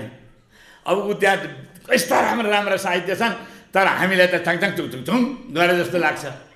तर त्यहाँ यति राम्रो छ त्यो, तपाईँ कुरै नगर्नुहोस्, त्यति राम्रो चिज रहेछ। एउटा अनुवाद भेटाएको छु मैले, त्यो अनुवाद चाङचाङ चुङ माथि छ, तल नेपालीमा अनुवाद छ, त्यो अनुवाद पढिरहेको छु अहिले म। एउटा यत्रो ग्रन्थ पठाइदिए साथीहरूले। तर अब मलाई सुर चढिरहेछ के भन्दा त्यो चाङचाङ चुङ पनि अलिअलि जान्न पाएँ हुन्थ्यो भनेको सिकाउन। अब कि जानै पऱ्यो उता, अब बुढेसकालमा कति पढ्नु भयो, त्यही अनुवादै पढेर चाहिँ मैले उ गरेको छु। त्यस कारणले महामती प्राणनाथ जस्ता मान्छेहरू वास्तवमा यो मध्यकाललाई समाप्त गर्नका लागि भारतीय, यो भारत र नेपाल भन्नुभन्दा पनि म त के भन्छु भन्दाखेरि पौरस्त्य, पूर्वापर अपर के भन्ने एउटा सूत्र छ, त्यसले त्याग प्रत्यय गर्छ र पौरस्त्य, दाक्षिणात्य, पाश्चात्य, उदिच्य आदि बनाउँछ। त्यस कारणले पौरस्त्य भनेर भनेपछि लाल सागरदेखि पूर्व, चीन सागरदेखि पश्चिम, अनि त्यहाँबाट चाहिँ यो अरब सागरभन्दा उत्तरपट्टि यो भित्रको यो समग्र जम्मै भारतवर्ष हो। अब अहिले चाहिँ भारत भनेर भन्दाखेरि एउटा यत्रो भारत, यत्रो नेपाल, यत्रो पाकिस्तान, यत्रो लाओस, यत्रो कम्बोडिया यसरी गर्छन्। तर वास्तवमा प्राचीन भारत भनेको यो हो। यसरी हेर्नुहोस्, लाल सागरभन्दा पूर्व, चीन सागरभन्दा पश्चिम, अरब सागरभन्दा उत्तर, यो स्वाटै। आज तपाईँ कैलाश जानुहुन्छ, चीनमा जानुहुन्छ, त्यो कैलाश त भारतमा छ। त्यस कारणले गर्दाखेरि यो किसिमको एउटा भूगोलको सीमालाई राखेर अनि त्यस पछाडि यतिखेर महामती प्राणनाथले किन जनजीवनलाई बिउझाउन खोजेछन्, किन लोक धर्मलाई, लोक भाषालाई, लोक क्रियाकलापलाई अगाडि बढाउन खोजेछन्, त्यसको रहस्य बल्ल बुझिन्छ। शायद जागृति उपाध्यायले हो क्या। समस्याओं के बीच में हम लोग शोध कर रहे हैं। तपाईँको शोधको एउटा ठुलो प्रॉब्लम देखेँ मैले, त्यसलाई सत्यापित गर्न, काललाई सीमित बना, काल को आप सीमित कीजिएगा, आपको सत्यापन करना बहुत समस्या है। शोध क्या है? शोध सारा संसार का हनुमान होना नहीं है, सुशेष डॉक्टर होना है शोध का मतलब। एक छोटा सा प्रॉब्लम में सारा संसार लाके रख देना भी शोध नहीं है। एक वाक्य में सारा संसार को कहना शोध का विषय है। इसलिए जागृति जी का शोध में हम दोष देखे, उसको परिमार्जन कीजिएगा अपने निर्देशक के सामने में बैठ के। मैले लागेका केही कुराहरू साथीहरूलाई भने, धेरै भयो त पढाउन छोडेको, क्लासमा पसेपछि 2 घन्टा 2.5 घन्टा पढाएको बानी केही बढी भएको भए क्षमा गर्नुहोला, किनभने विद्वान एवजी बिजानाति विद्वत जन परिश्रम। जय होस्।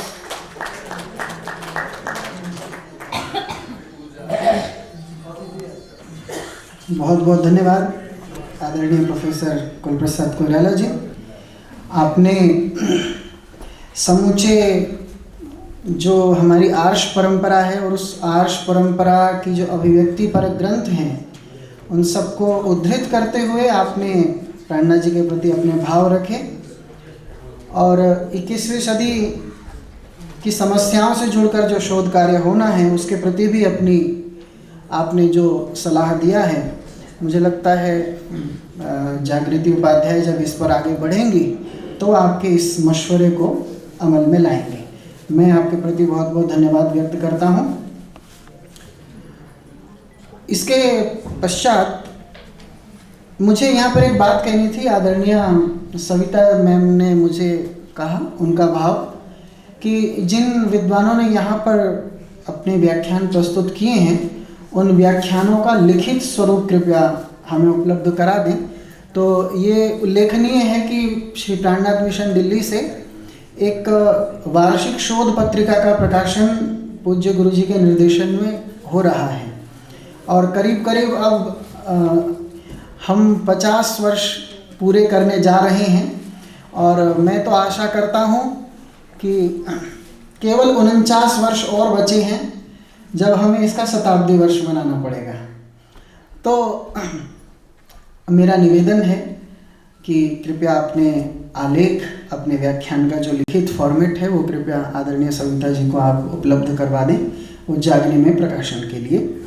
इसके पश्चात हमारे बीच जिन 3 छात्राओं ने कुलगीत गायन किया था, मैं विभागाध्यक्ष महोदया से निवेदन करूंगा कृपया उन्हें प्रतिभागिता प्रमाण पत्र प्रदान करके, आपके पास में ही उनके नाम के प्रतिभागिता प्रमाण पत्र रखे गए हैं, मैं उनके नाम पढ़ रहा हूँ। आदरणीय अंशु कुमारी झा, आदरणीय रूपम पाठक, आदरणीय रंजू गुप्ता, कृपया आप आएँ और अपने प्रमाण पत्र स्वीकार करें। हाँ वो भी कह रहे हैं मेरा भी। और मैं इतने कुशल मन संचालक विश्व मोहन मिश्रा जी को मोमेंटो भेंट करके सम्मान देने के लिए पूज्य गुरु जी से और विभाग अध्यक्ष से आग्रह करता हूँ।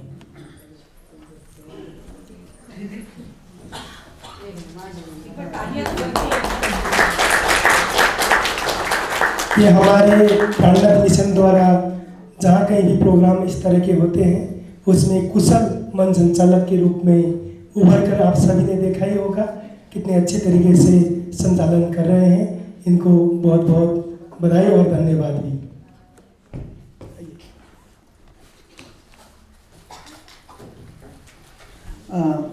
बहुत बहुत धन्यवाद, आपने हमें ये सम्मान दिया। एक सविता मैम का ये भाव भी था, मैं विभागाध्यक्ष महोदया से मुखातिब हूँ कि आज की चर्चा परिचर्चा सत्र के बाद मुझे लगता है इसमें सब लोगों ने अघा के खाया है। तो इस परिचर्चा के बाद इस विश्वविद्यालय में हमारे हिंदी विभाग में और अन्य दर्शन आदि जो मानविकी के अन्य भी जो विभाग हैं उनसे प्राणनाथ जी पर शोध कार्य आगे बढ़ने की एक दिशा खुली है, उस पर चर्चा परिचर्चा शुरू हुई है। और अब हम आदरणीय मैम से ये आशा कर रहे हैं या सदाशा कर रहे हैं कि निश्चित रूप से अगले वर्ष में हमें खुशखबरी मिलने वाली है। तो ये एक बड़ा जिम्मेदारीपूर्ण काम एक आपके पास में आ गया है।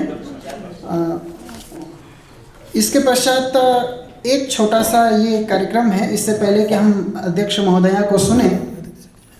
हाँ हाँ हाँ ये किताब वाला जो वो देना।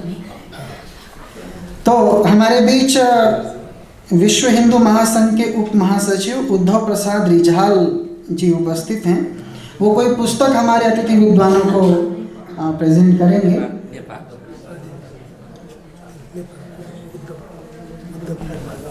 उद्धव प्रसाद।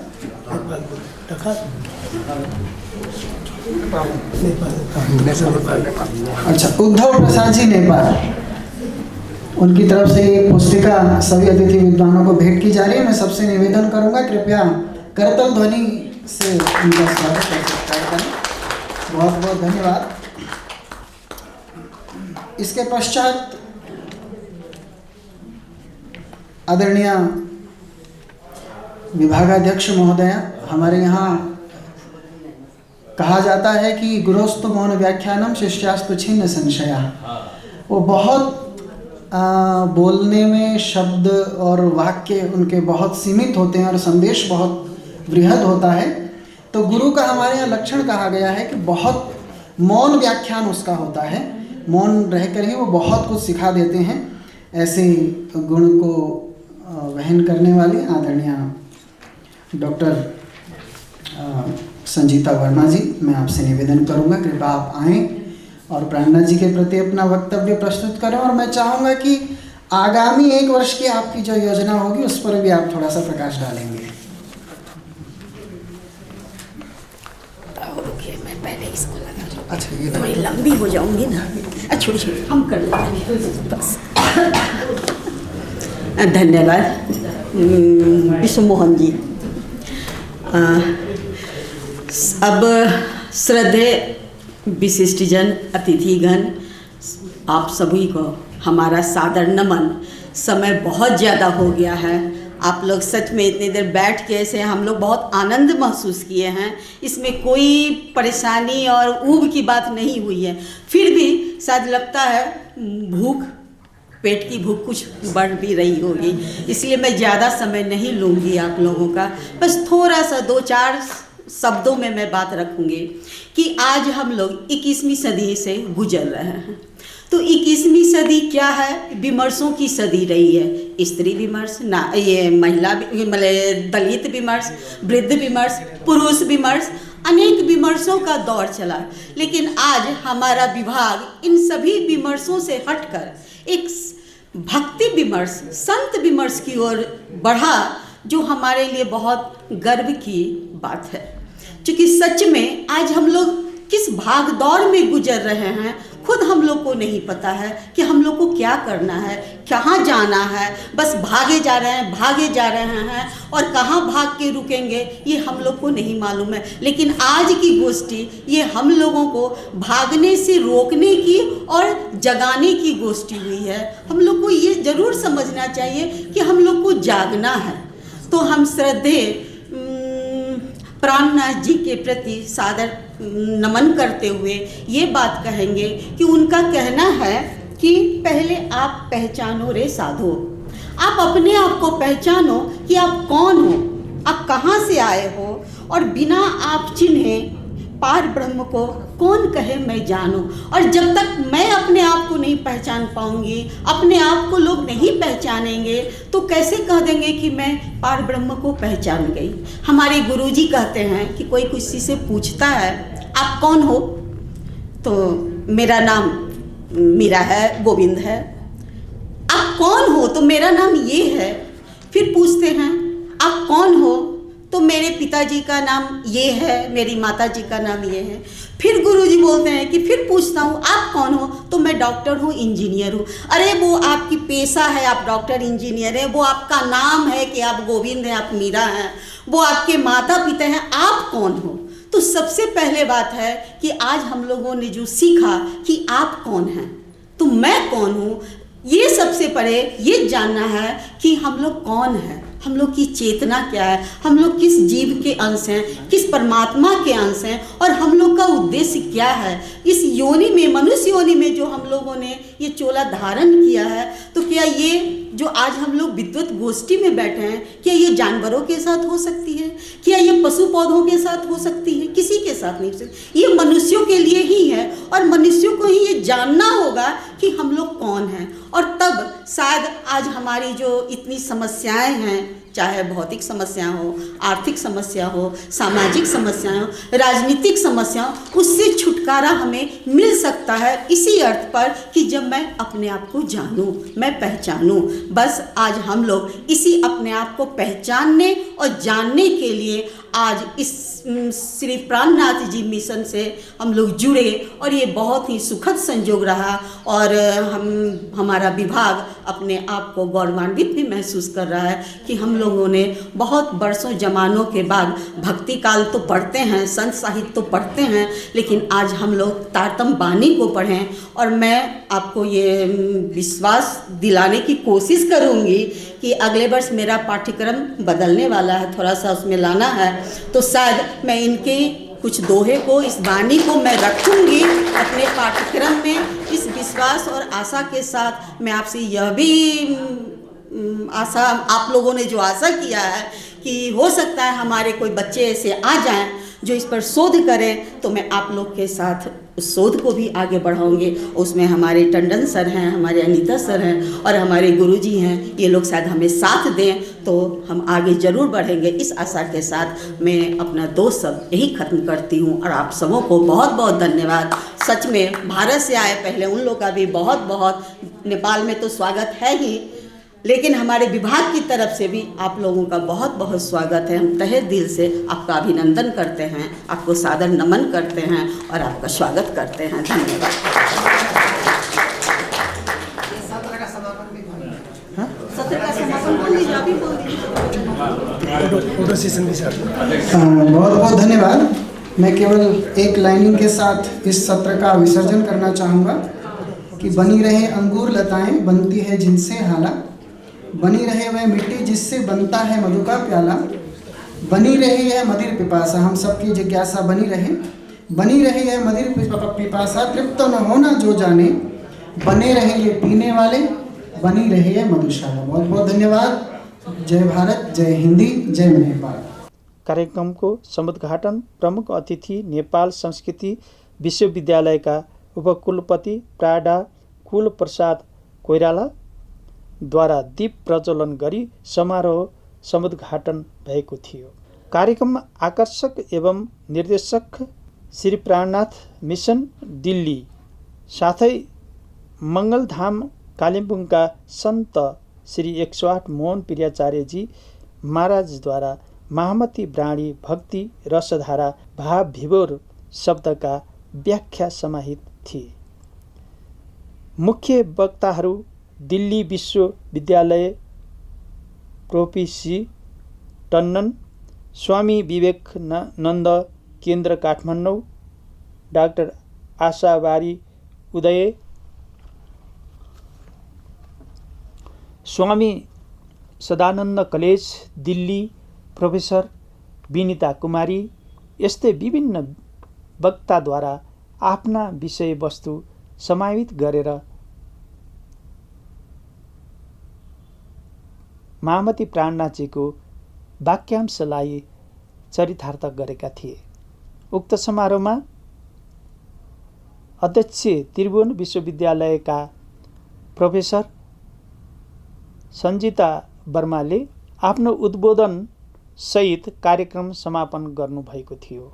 हस्त यिनै जानकारीकै साथ यहाँहरूलाई फेरि भेट्ने बाचा गर्दै म बिदा हुन चाहन्छु। मणि पाण्डे, प्रणाम।